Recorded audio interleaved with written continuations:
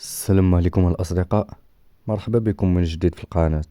اليوم جبت لكم قصة مثيرة وغادي تعجبكم إن شاء الله. إلا كنت أول مرة كتزور القناة ما تنساش تدير اشتراك وفعل الجرس باش يوصلك كل جديد، وخلي لي رأيك في التعليقات حيث كنهتم وكنقرا جميع الآراء ديالكم. دابا بلا ما نطول عليكم، وجدوا راسكم وخذوا بلاصتكم ونتمنى لكم فرجة ممتعة.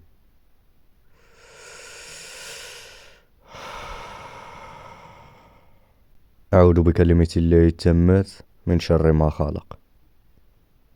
قبل ما نبدا قصتي الخوت كنطلب منكم حتى واحد ما يقلب على هذا الكتاب، حيث هو كتاب السحر وتحضير الجن. اللهم اني قد بلغت، اللهم فاشهد. المهم، قصتي بدات العام الفايت في شهر 8. كنت مخيم انا وواحد صاحبي بحال اي واحد في العطله. الصيف كنا فرحانين، ناشطين واكلين شاربين. جبتها الوقت، عشيري تقطعت ليه سبرديلتو. مشينا عند الخراز، خليناها ليه. من بعد 3 ايام رجعنا للسبرديلة، لقينا عنده واحد بنادم طويل وداير اللحية بشرته بيضاء، ولابس جلابة وداير القب. واخا كاين بزاف الصهد، ملامح ديال هاد بنادم عمرني ننساهم. كانوا كيهضروا بواحد الطريقة، من خلال ملامح وجههم عرفت باللي موضوع خطير. غير وقفنا وهما يسكتوا. دويت مع الخراز يعطينا السبرديلة، بان ليا تالف. السبرديلة حداه وكيقلب عليها. قال لينا ساعة ورجعوا، ماشي مشكل. ضربنا دورة ورجعنا عنده. شفت منظر غريب، لقينا داك بنادم بقى عند الخراز كيبكي ويغوت وكيهضر بالشلحة. ما فهمت والو. الخراز حتى هو حسيت بيه مخلوع. الحاجة الوحيدة اللي بقات في بالي هي مني رمى داك السيد كتاب على الخراز وقال ليه والله حتى نشعل العافية ونشنق راسي. حنا ما فهمنا والو. الخراز حتى هو بو الحياة هز الكتاب وبدا يقرا القرآن بالجهد. حطيت ليه 10 دراهم وزدنا بحالنا. قال لي عشيري هاد الفقهاء تسطاو. صافي مشينا ونسينا المنظر. رجعنا كملنا التخييمة ديالنا. دارت الأيام وبدينا القراية. واحد النهار بديت نقلب في مكتبة نتاع جدي الله يرحمه، باقي عاقل. كنقلب على صفوة التفاسير، تفسير القرآن. وانا كنقلب شفت واحد الكتاب ودعيت الله يكون غير ما شفتوش. ولا فتحته، شمس المعارف الكبرى. هذا هو العنوان. ولكن فين شايف هذا الكتاب؟ بلاتي، غير بلاتي. هو هذاك الكتاب اللي شفته عند الخراز. من خلال شوفتي الاولى للكتاب حسيت باللي شي حاجة غادي تتبدل في حياتي، حيت داك المنظر اللي وقع مع الخراز ما عاديش. اول حاجة قريت العنوان 5 د المرات بشوية، كنحاول نفهم المضمون ديال الكتاب. وبحكم ان جدي كان امام ومن الناس المتدينين فتحته وبقيت ندور في الصفاحي. الحاجة الوحيدة اللي لاحظتها هي لغة الكتاب غريبة ومعمقة وفيه بزاف الرموز. ومتأكد باللي داك الخط ماشي ديال جدي. وكل ورقة في الكتاب معاها ورقة صغيرة مكتوبة بخط اليد بواحد الشكل زوين. ومن بعد فهمت باللي دوك ورقة هما التوضيحات لدوك الرموز وداكشي اللي ما مفهومش في الكتاب. المهم قلت صافي، هادشي غير تخربيق. وبحكم الفضول مشيت للبيسي، حليت جوجل وكتبت عنوان الكتاب. تما تصدمت اخويا، لقيت باللي الكتاب هو اخطر كتاب في تسخير الجن وتحضير الارواح والسحر. عيني تحلو. دوزت ديك الليله كامله كنقلب في الويفي وتفرجت في فيديوهات شهادات الناس كيقولوا باللي مات ليهم شي واحد بسبب هاد الكتاب. زدت قلبت وقلبت، خرجت بخلاصة ان الكتاب محرم شرعا وفيه شي حوايج الاخطر السحالة ما قدروش يتحكموا فيها، وباللي كاينين غير 4 النسخ لهاد الكتاب مكتوبة على جلد الحيوانات أسطورية. داروا تحاليل وبحوث وما قدروش يلقاو شي كائن عنده نفس الجلد، وكاينين شي فقرات مكتوبين بالدم، حيت على حسب ما قريت المدد اللي هو خلق الله تعالى ما قدرش يكتب شي حوايج في الكتاب من شدة الفظاعة ديالها، وباللي النسخ المطبوعة هي مجرد تقليد وكيغلب عليهم طابع التحريف وعاملين أخطاء. الحاجة الوحيدة اللي ما فهمتش هو كيفاش جدي عنده كتاب بحال هذا. من بعد الغد مشيت للافاك، بالي وتفكيري كله مع داكشي اللي قريت. انا واحد ما كيامنش بشي حاجه سميتها جنون، واخا عارفهم مذكورين في القران. بحكم الفضول رجعت عند الوالده، بديت كنسول فيها على كتوبه اللي عند جدي اللي كان امام ما كيفرقش المسجد. اللي فهمت من الوالده هو ان داك الكتوبه نايض عليهم صداع كبير، بحيث ان وزاره الثقافه دارت المستحيل باش تاخدهم. اخر مره جاو شي خبراء من العراق في 2009 وعينوا الكتوبه، وتصدموا حيت لقاو شي كتوبه من العصور الوسطى بالعبريه والعربيه وحتى الرومانيه، لدرجه ان الدوله عطات العائله تعويض مالي كبير غير باش ياخدوا الكتوبه. ولكن كل مره كانوا كيرفضوا، حيت مآمنين باللي داك الشيء إرث عائلي. بقيت كنفكر واش نقرا الكتاب ولا غير نبعد منه حسن ليا، وبالخصوص مني عرفتو محرم شرعا، ومجرد القراءة ديالو كتعتبر شرك بالله تعالى. ولكن تانا بحال اي واحد كنت كنقول شمن محرم ولا ذو القعدة، انا راه غير غادي نقرا ونتقى في راسي، احسن من الناس كيرتكبوا المحرمات بحال الشرب والزينة. كنت كنقول باللي مستحيل غير نقرا كتاب غدا توقع لي شي حاجه، ونسيت باللي انا غير عبد ضعيف، اي حاجه تقدر تاثر عليا. قررت نقرا الكتاب. لسوء الحظ ديالي تصادفت مع القرار مع العطله. اول نهار في العطله دخلت للبيت ديالي، حطيت قدامي الكتاب وورقه وستيلو. هاد النهار عمرو يتنسى ليا. درت ليه بحال شي صومالي، عطيتيه هاد اللوحه، فتحت الصفحه الاولى والكلمه الاولى اللي قريت هي الحرق. كيفاش هاد الحرق؟ تاني كانوا مدورين عليها بقلم الرصاص. صافي دزت المقدمه الكتاب، قريتها 3 المرات. صراحه ما فهمت والو الا شي كلمات بساط، حيت لغه معمقه.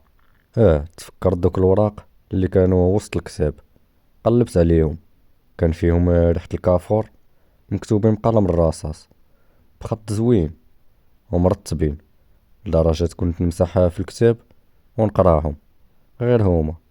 اي حاجة في الكتاب الشرح ديالها في التفصيل في دوك الوراق. 15 اليوم وانا كنقرا في داك الكتاب، واخا كنت مخلوع كنت نقرا بالليل ونعس بالنهار. كنت نقول للدار بلي عندي امتحانات وكنحفظ ديك 15 يوم. عشت عالم اخر، شي حوايج بزاف ما كنتش نقدر نكملهم. كيفاش تنكح جنية، كيفاش تقتل ادمي بالسحر، كيفاش تتحكم في قوم ديال الجنون، وحوايج اخرين داخلين في الشرك الله ما نقدرش نقولهم. الغريب في هذا الكتاب هو استعمال ايات قرآنية، وفي بعض الاحيان اسماء الله الحسنى. علاش رجال الدين كيخافوا منه؟ ولكن شوية كدور 180 درجة للفكر والالحاد بشي هضرة. استغفر الله العظيم.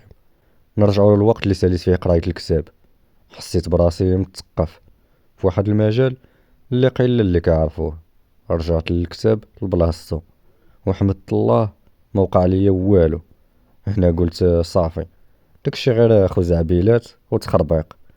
من بعد شي ايام بديت كنحس بشي حوايج غراب كيوقعوا ليا، بحال ما بقيتش كنهضر بزاف وما بقيتش نقدر نحدد بين الاوقات، بحال الربعة العشية كيسحب لي يلاه 8 الصباح.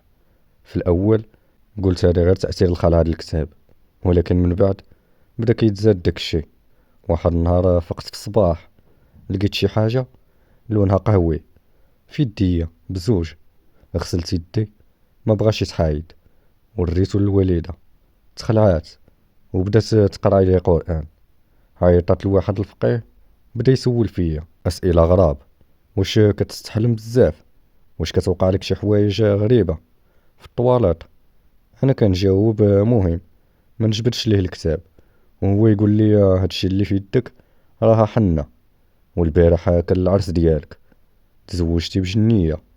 وانا نغوت: جنيه؟ اول مره في حياتي نتخلع هكاك. بقى يصبر فيا والو، وقال غادي يبطل هاد الزواج.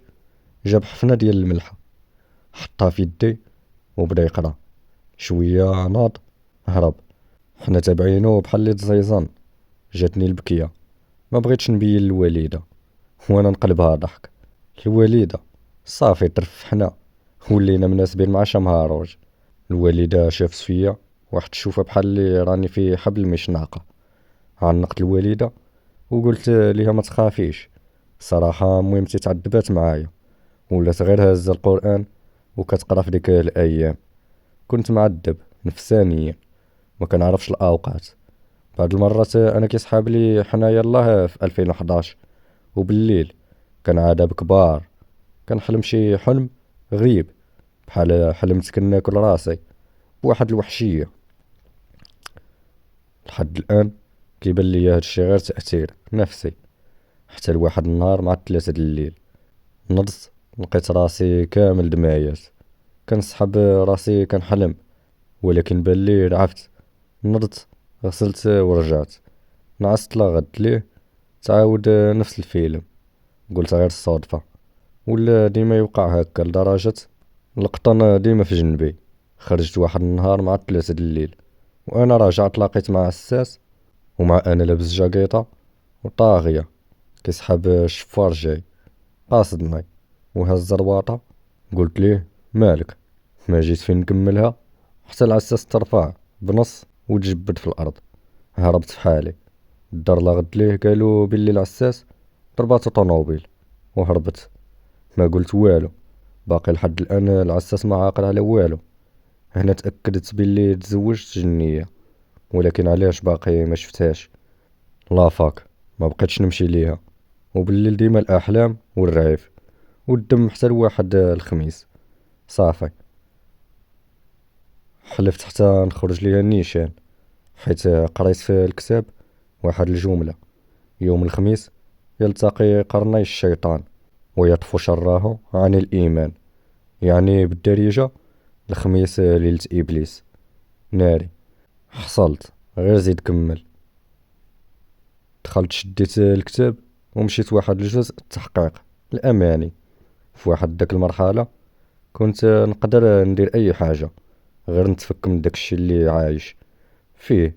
كاين بزاف ديال الطرق، ولكن الوحيدة اللي فهمتها وكانت مشروحة في الوراق هي ديال الجدول.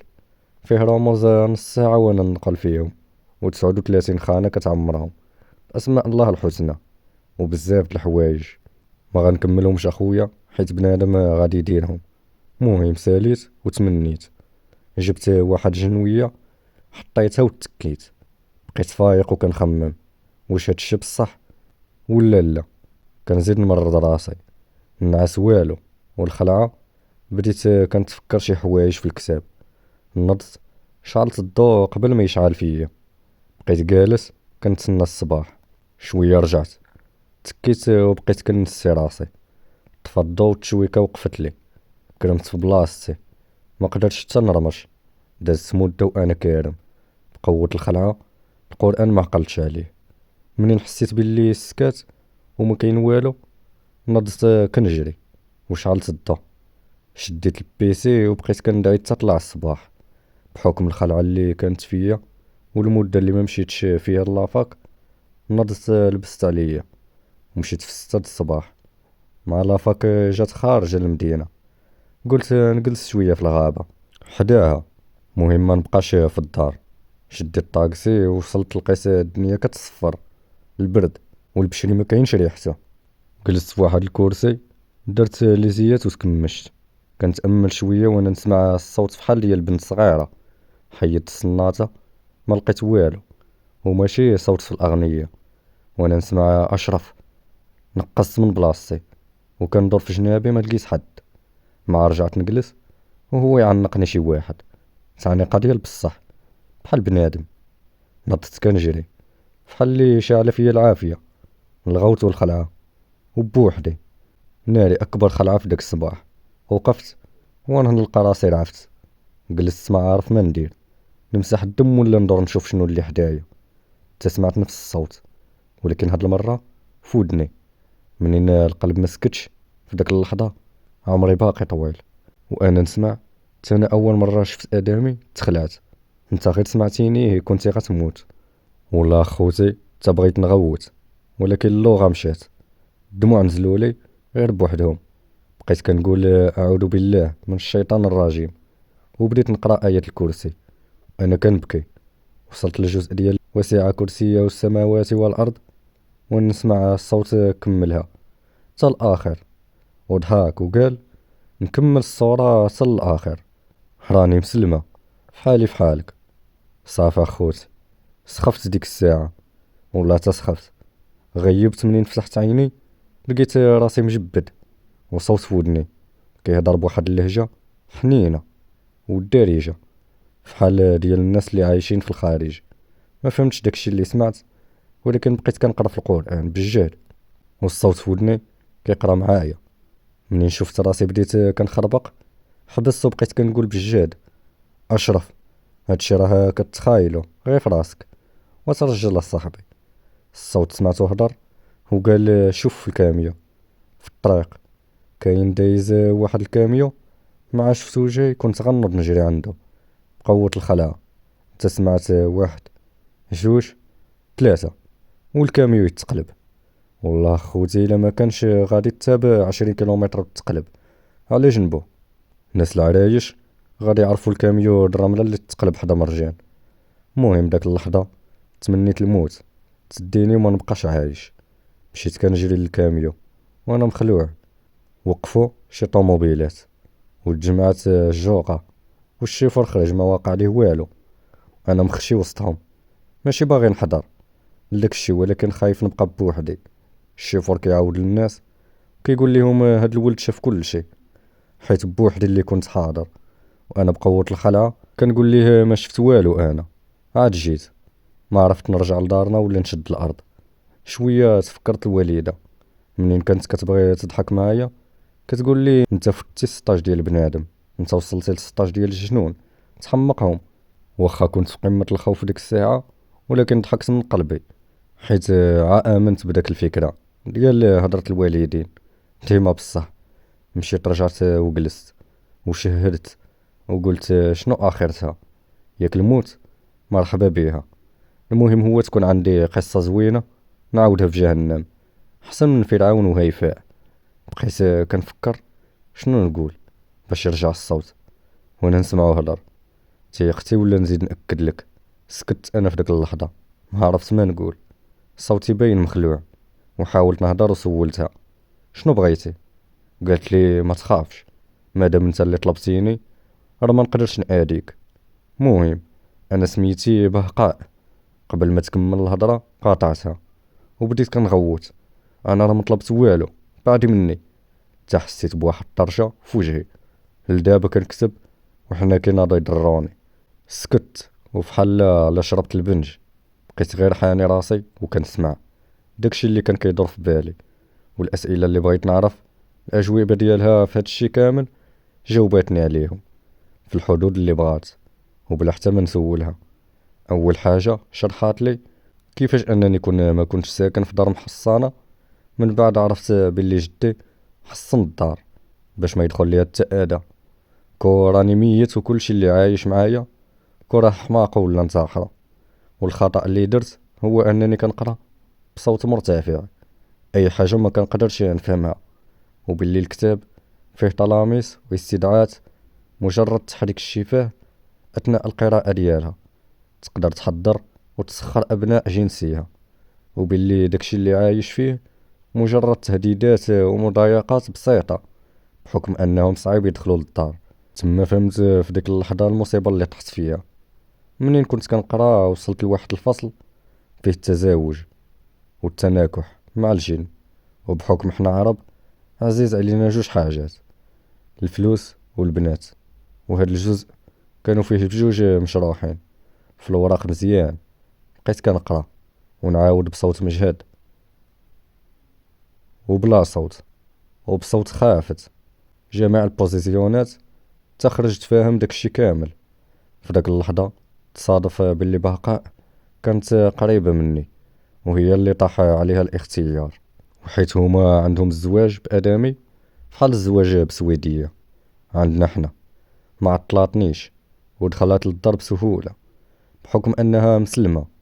داك الصباح كامل ما تزعزعتش من بلاصتي، والغريب هو جا بنادم وصحابي وتا واحد ما لاحظني جالس فحال اللي كنت ما كنبانش. قبل ما كنت كنسول كنت كتجاوب. توصلت لواحد المرحلة طارت مني شوية الخلاع. طلبت نشوفها ولكن رفضات، وقالت لي باللي الجن عندهم القدرة 40 مرة على التشكل، وباللي باقة صغيرة وغادي تحتاج الفرص ديالها مع الوقت. سولتها شحال في عمرها، صدماتني. قلت لي 240 سنة، وقالت لي باللي هي من قبيلة معروفة بالزين، يعني كيشبهوا الآدميين غير ودنهم طويلة علينا. ولكن منين غادي نقصرنا غنبقى نشوفها. ارتاحت ليها وداك الخوف كامل بديت كنساه. وسولتها واش غتبقى تحضر لي اللي بغيت. ضحكات وقالت لي باللي راها فقيرة ومسلمة وما تقدرش تقيس الحرام. الحرام على حسب ما شرحات لي هو داكشي اللي كيديروه الجن المسخر ولا المتعاون مع السحرة. كاين شي حوايج في العالم ديالنا حنا بساط، ولكن في العالم ديالهم كتشكل ثروة. الجن كيتعاونوا مع السحرة ويلبيو ليهم المتطلبات ديالهم، معلومات أدية البشر مقابل قرابين وهدايا اللي في الغالب كتكون عتروس كحل وبخور. وفحال هاد الحوايج كيشكلوا ثروة للجنون. سولتها على بزاف د الحاجات ولكن الأغلبية ما بغاتش تجاوب، خصوصا الغيبيات. فوقاش غنموت وشنو خدام، حيت قالت لي هي مسلمة والله وحدو اللي كيعلم الغيب. آخر سؤال قلتو ليها هو واش الجنون كيعيشوا غير في المغرب. قالت لي نتوما بنادم شحال فيكم ديال الفضول. الخلاصة ديال داكشي اللي قالت باللي الجن كانوا تابعين لسيدنا سليمان، الشي اللي فرض عليهم انهم يكونوا كلهم عرب، والمغرب كان ابعد نقطة في داك العهد، وبالتحديد جبل الاطلس كان في اكبر سجن للقوم ديالها، وباللي الجنون مخلوقات نورية وسيدنا سليمان ما كانش كيقدر يعدمها. كان كاين فيها المغرب اغلبية كانوا الى التنفى واحد من الاهل ديالهم كيرتكبوا معاصي ويتبعوه باش يعيشوا مجموعين، الشي اللي جعل المغرب اكثر بلد استوطنوه وهاجروا ليه. ومن بعد الموت ديال سيدنا سليمان وباللي العالم كامل فيه الجن، وكل منطقة على حسب الثقافة ديالها كيفاش كنعتبرهم اشباح كائنات ولا فضائيين. وقبل ما نمشي بحالي قلت لي باللي راها شافتني شنو درت البارح، عليها اضطرت تخاطبني، وباللي داكشي اللي درت استدعيت واحد من اخبط المرادة وعقدت معاه اتفاق باش نلبي ليه طلباته ويلبي لي طلباتي. قلت لي راه كيبان بصفة قط اسود، غادي يطلب منك تقول ليه شنو بغيتي فودنو، وراه غيبان ليك غانتا. انا فهاد اللقطة طمعت، ومن الخلعة اللي طيرت معاها قلت فراسي انطلب منه يبعر عليا هادشي كامل. ولكن هي حست بيا فاش فكرت. قالت لي راه غيطلب منك النجاسة. قلت لها كيفاش؟ فحال لي حشمات تجاوب، وقالت لي تشرب الدم من الحيض ولا تنكح الام ديالك. هنا رموش عيني تشوكو، اواه جينا نكحلوها عميناها. هنا نكون وصلنا لنهاية الجزء الأول في القصة ديال اليوم. كنتمنى تكون عجباتكم واستمتعتوا بها. ما تنسوش ديروا اشتراك وتفعلوا الجرس باش يوصلكم جميع القصص القصة، وخليوا لي رأيكم في التعليقات حيث كنقراهم كاملين. مع السلامة الأصدقاء، ونشوفكم في القصة الجاية إن شاء الله.